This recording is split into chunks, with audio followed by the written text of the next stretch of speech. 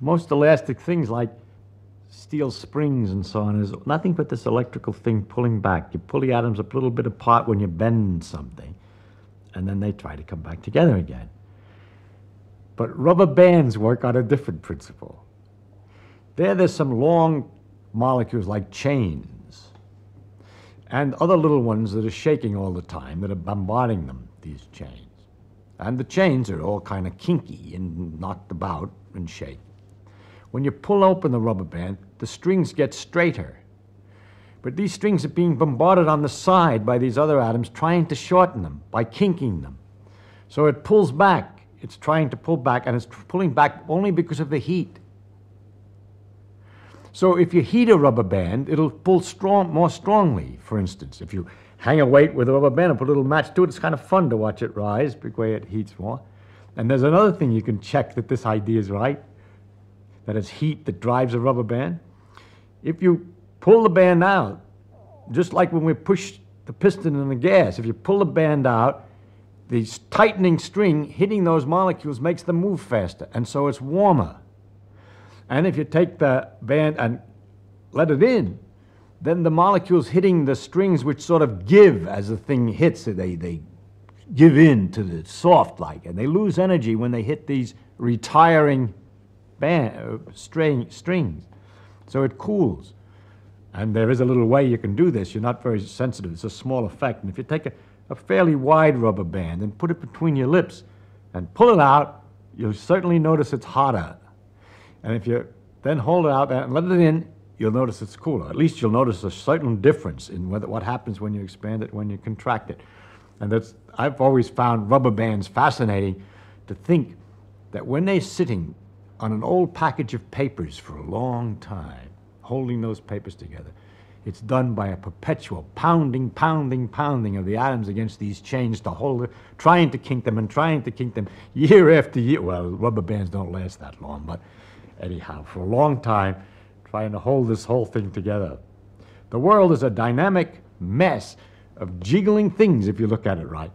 And if you magnify it, you can hardly see anything anymore because everything's jiggling and they're all in patterns and they're all lots of little balls. And it's lucky that we have such a large-scale view of everything that we can see them as things without having to worry about all these little atoms all the time.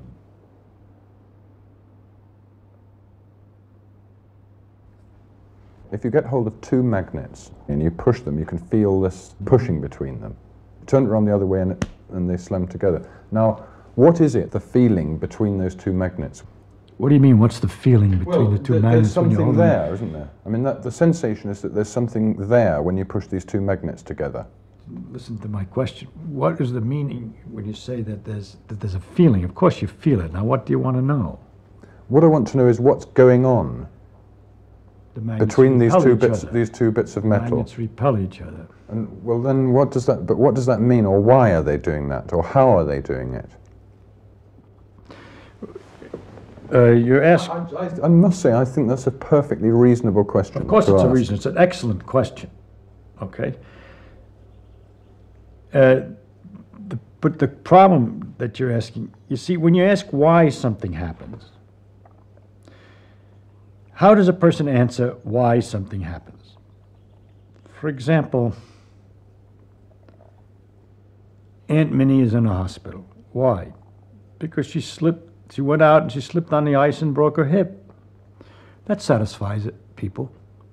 It satisfies, but it wouldn't satisfy someone who came from another planet, knew nothing about things. First, you should understand why, when you break your hip, do you go to the hospital? How do you get to the hospital when the hip was broken? Well, because her husband, seeing that she had the hip was broken, called the hospital up and sent somebody to get her. All that is understood by people. Now, when you explain a why, you have to be in some framework that you allow something to be true.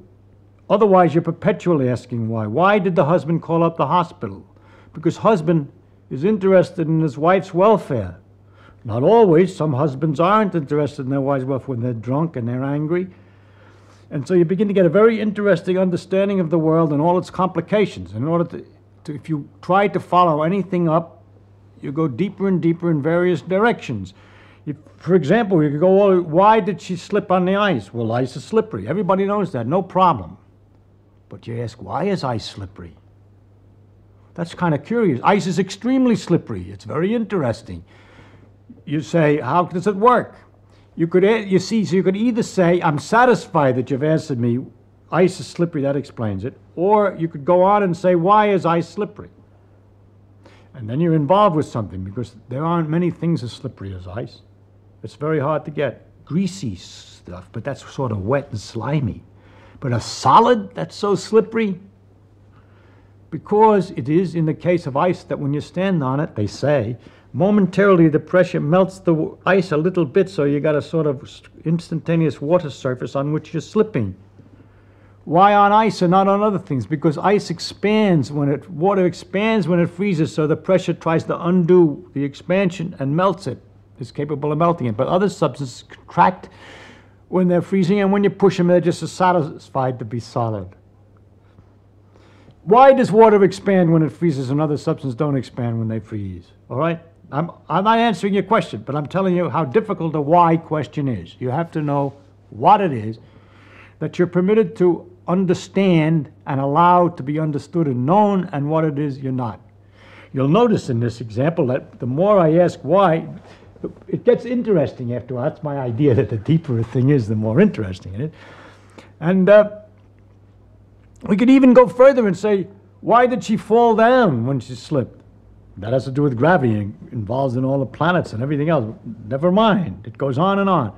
Now, when you ask, for example, why two magnets repel, there are many different levels. It depends on whether you're a student of physics or an ordinary person who doesn't know anything or not. If you're somebody who doesn't know anything at all about it, all I can say is that there's a magnetic force that makes them repel, and that you're feeling that force.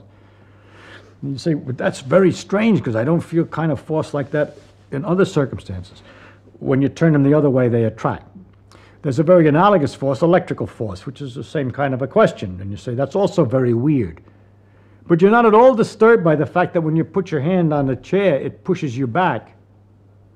But we found out by looking at it that that's the same force, as a matter of fact. The electrical force, not magnetic exactly in that case, but it's the same electrical repulsions that are involved in keeping your finger away from the chair, because everything's made out of its electrical forces in minor and microscopic details. There's other forces involved, but this is connected to electrical forces. It turns out that the magnetic and the electric force with which I wish to explain these things, this repulsion in the first place, is what ultimately is the deeper thing that we have to start, that we can start with, to explain many other things that looked like they were, everybody would just accept them. You know, you can't put your hand through the chair. That's taken for granted. But that you can't put your hand through the chair, when looked at more closely, why? It involves these same repulsive forces that appear in magnets. The situation you then have to explain is why in magnets it goes over a bigger distance than in ordinarily. And there it has to do with the fact that in iron, all the electrons are spinning in the same direction. They all get lined up, and they magnify the effect of the force until it's large enough at a distance that you can feel it. But it's a force which is present all the time and very common, and is in a basic force of almost, I mean, I can go a little further back if I were more technical, but at an early level, I just have to tell you that's going to be one of the things you'll just have to take as an element in the world, the existence of magnetic repulsion, or electrical attraction, magnetic attraction. I can't explain that attraction in terms of anything else that's familiar to you. For example, if we say the magnets attract like as if they were connected by rubber bands, I would be cheating you, because they're not connected by rubber bands. I shouldn't be in trouble. You'd soon ask me about the nature of the bands. And secondly, if you were curious enough, you'd ask me why rubber bands tend to pull back together again, and I would end up explaining that in terms of electrical forces, which are the very things that I'm trying to use the rubber bands to explain. So I have cheated very badly, you see. So I'm not going to be able to give you an answer to why magnets attract each other, except to tell you that they do, and to tell you that that's one of the elements in the world of the different kinds of forces. There are electrical forces, magnetic forces, gravitational forces, and others, and those are some of the parts. If you were a student, you'd go I could go further. I could tell you that the magnetic forces are related to the electrical forces very intimately, that our relationship between the gravity forces and electrical forces remains unknown, and so on.